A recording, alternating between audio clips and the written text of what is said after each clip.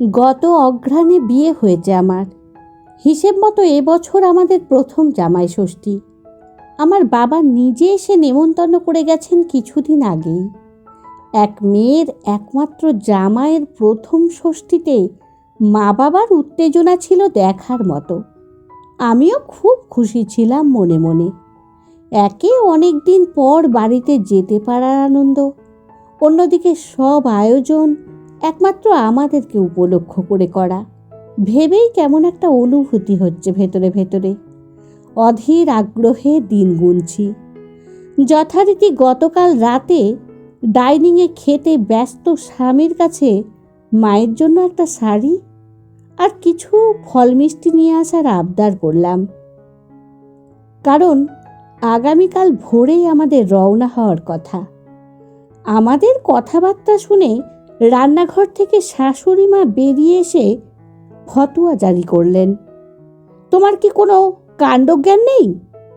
শুনছ কাল আমার মেয়ে জামাই নাতিরা আসছে বিদেশ থেকে, তুমি চলে গেলে ওদের খাতির যত্ন কে করবে?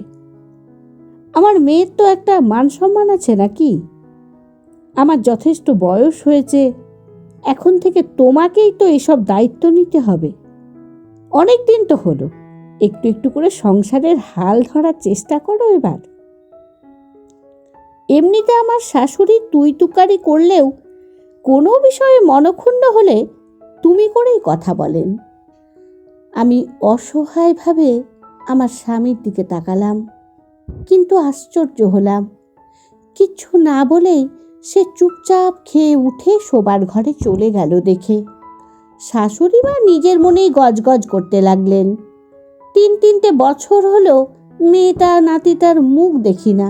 আমারও তো ইচ্ছে করে ওদের একটু ভালো মন্দ খাওয়াতে, একটু গল্প গুজব করতে।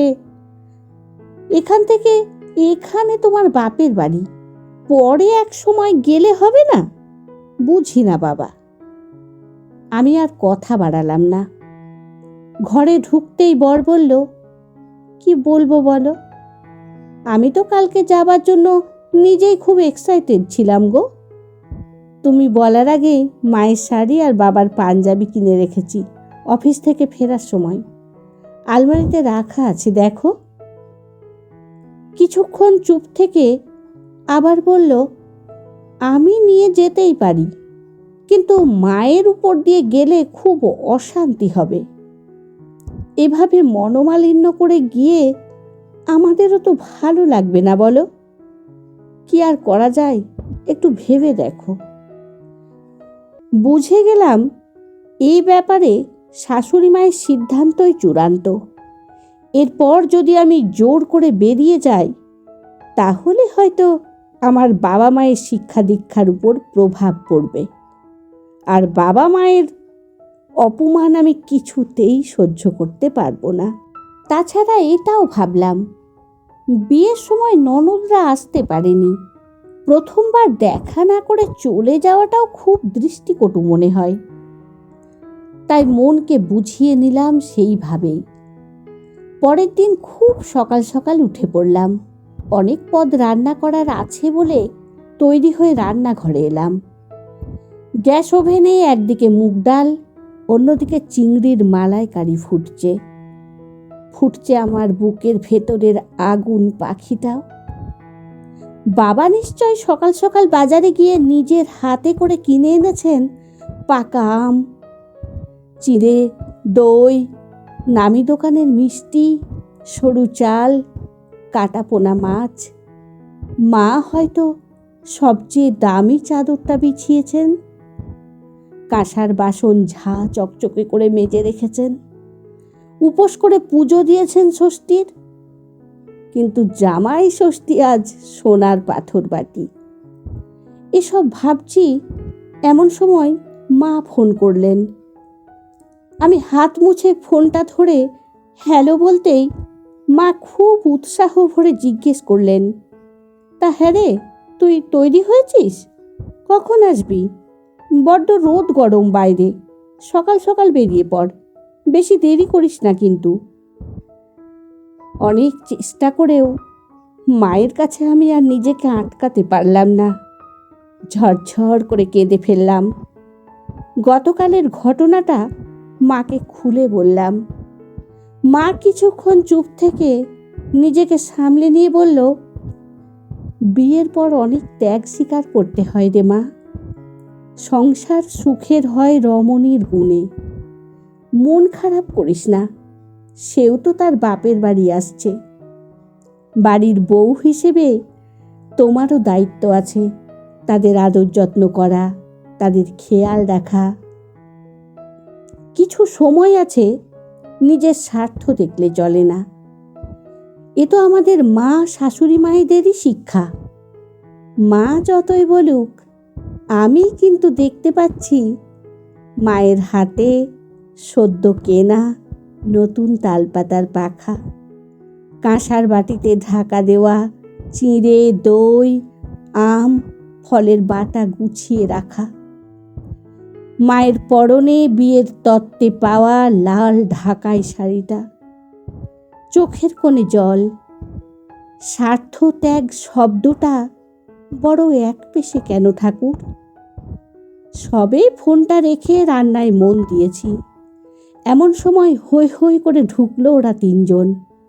ননদ আমাকে রান্না করতে দেখে মুচকি হেসে ভেতরে চলে গেল।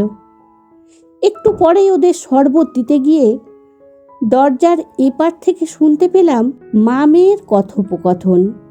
আমার ননদ ফিস ফিস করে জিজ্ঞেস করছে, ও তাহলে গেল না মা? তোমার কথা শুনে থেকে গেল? কিছু অশান্তি ঝামেলা করেনি? এরকম মেয়ে তো আজকাল খুব একটা দেখা যায় না। আমার শাশুড়ি শুধু বললেন, দেখ না ব্যাটার বউকে কেমন করে টাইট দিই। এমন সময় আমি ঘরে ঢোকাই ওরা আলোচনা বন্ধ করে দিল। শাশুড়ি জিজ্ঞেস করলেন সব রান্না হয়ে গেছে কিনা। সব হয়ে গিয়েছে বলাতে উনি বললেন উনার ঘরে গিয়ে ষষ্ঠীর সব কিছু গুছিয়ে রাখতে। আর এটাও বললেন বাসন্তী পোলাও আর নিরামিষ আলুর দমটা উনি নিজে হাতেই করবেন। আমি নন্দায় জামাই ষষ্ঠীর সমস্ত উপকরণ গোছানোর জন্য শাশুড়ির ঘরে গিয়ে দেখি খাটের উপর একটা শাড়ির প্যাকেট। লোভ সামলাতে পারলাম না, খুলে অবাক হয়ে দেখি পরশু শাশুড়ির সঙ্গে বাজারে টুকটাক জিনিস কিনতে গিয়ে এই শাড়িটায় নেড়ে চেড়ে দেখছিল। আর্ট ছাপা রংটা ভারী পছন্দ হয়েছিল।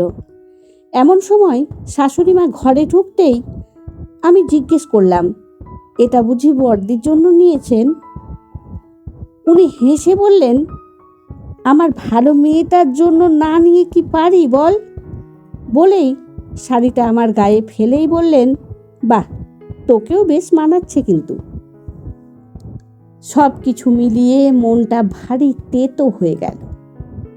সব আয়োজন করে দিয়ে সবে বসার ঘরে এসেছি, হঠাৎ দরজায় কলিং বেল বাজলো।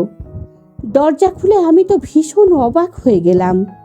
দেখি দু হাতে দুটো ব্যাগ নিয়ে বাবা দাঁড়িয়ে আছেন, পেছনে লাল ঢাকাই শাড়ি পরে মা। বেলের শব্দ শুনে শাশুড়ি মা ননদ ছুটে বেরিয়ে এলো, যেন ওদের আসার অপেক্ষাতেই ছিল। শাশুড়ি মা হেসে এগিয়ে এসে মাকে জড়িয়ে ধরে বললেন, এই যে বড় কুটুম, আসুন আসুন, সব জোগাড় যন্ত্র হয়ে গেল আর এতক্ষণে আপনাদের আসার সময় হলো। শুভ কাজটা তাড়াতাড়ি শুরু করা যাক দেখি। কই আমার দুই ছেলে গেল কোথায়? আমি এতটাই আশ্চর্য হলাম যে মুখ দিয়ে কথা সরছিল না।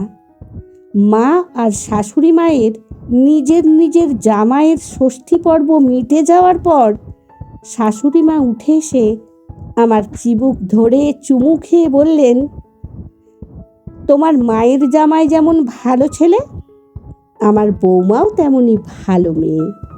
আমি বৌমা ষষ্ঠীতে বিশ্বাসী, কিন্তু মা ষষ্ঠীর দয়ায় সব সন্তান ভালো থাক, সুখে থাক। মা হিসেবে এইটুকু তো চাইতেই পারি। আশীর্বাদ হিসেবে এটা তোর জন্য নেওয়া ছিল বলে শাড়ির প্যাকেটটা আমার হাতে ধরিয়ে দিলেন। হতভম্ব হয়ে আমি শুধু বলতে পারলাম, কিন্তু রান্না তো আমাদের 6 জনের মতো করেছি মা। আমার মা তখন হাত নেড়ে বললেন, ও সব তোকে চিন্তা করতে হবে না, আমাদের আজ ষষ্ঠী, আমরা দুই দিদি বোন নিরামিষ পোলাও আলুর দম খাবো। কি বিয়ান, এই রকমই তো কথা ছিল। আমি রান্নাঘরে ঢুকতে ঢুকতে শুনতে পেলাম শাশুড়ি মা বলছেন, দিদি কিছু মনে করবেন না, এবছর হঠাৎ মেয়ে জামাই এসে পড়ল তো, তাই ওদের ছাড়তে পারলাম না, আপনাদেরই এখানে ডেকে আনতে হলো। পরের বছর আপনারা নিজে এসে মেয়ে জামাইকে নিয়ে যাবেন। আর দেখুনই না, আপনার মেয়েকে এমন টাইট করে বাঁধবো যে বাড়িতে যেতেই চাইবে না। স্বভাবে করা হলেও আমি কিন্তু খুব খারাপ শাশুড়ি নই। সত্যি, আমরা যদি চাই, এরকম ছোট ছোট সুখের সুতোগুলো দিয়েই সম্পর্কগুলোকে বেঁধে রাখতে পারি। জীবনে ভালো থাকা কিন্তু খুব একটা কঠিন নয়, শুধু দরকার একটু সদিচ্ছা, একটু ভালোবাসা আর অনেকটা আন্তরিকতার।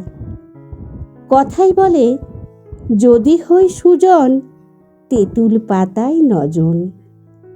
কলমে পার্বতী মোদক, কণ্ঠে সোনালী।